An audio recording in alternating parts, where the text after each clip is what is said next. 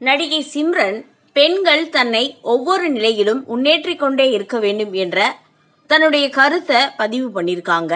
என்ன அப்படின்னா, கிராம பெண்கள் இருந்த இடத்துல செய்யும் வேலை தொழில் எத்தனையோ இருக்கு. கடை நடத்தலாம், எக்காரணம் கொண்டு சும்மா இருக்கக்கூடாது.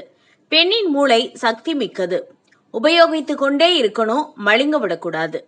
திருமணமான பின்பு திருமணம் என்பது ஒரு பெண்ணின் வாழ்க்கையில் முற்றுப்புள்ளி இல்லை. பிறகும் அவளால சாதிக்க முடியும். தொடர்ந்து வேலை பார்க்கலாம், கணவன் தொழில பங்கேற்கலாம். திருமணத்தை சுய வளர்ச்சிக்கான முற்றுப்புள்ளியாக நினைத்துக் கொள்வது பெரிய குற்றம்.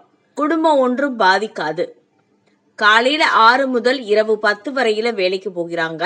பிரச்சனை இருந்தால் வீட்டோடு இருந்து பொட்டிக், ஃபேஷன் டிசைனிங், டீச்சிங் எவ்வளவோ செய்யலாம். எதையும் ஈடுபாட்டுடன் செஞ்சா பணமும் சம்பாதிக்கலாம்.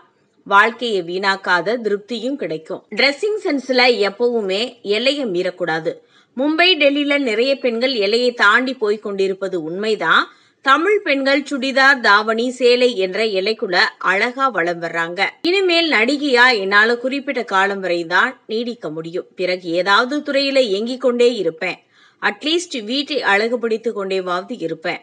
சமூக திட்டம் அப்படின்னு ஏதாவது ஒரு அமைப்பை ஏற்படுத்தி பெண்கள் தன்னை முன்னேற்றி கொண்டே இருக்கணும், ஏதாவது செஞ்சுக்கிட்டே இருக்கணும் அப்படின்ற எண்ணம் எனக்கு இருக்கு. நிச்சயமா கண்டிப்பா செய்வேன். எனக்குன்னு எதுவுமே இதை தான் செய்ய போறோம் அப்படின்லாம் கிடையாது. வர்றதை ஏத்துக்கிட்டு கண்டிப்பா மகிழ்ச்சியா வாழணும்னு நினைக்கிறேன். இப்படி தன்னுடைய கருத்தை பதிவு பண்ணியிருக்காங்க நடிகை சிம்ரன். இதை பத்தின உங்க கருத்தை பதிவு பண்ணுங்க.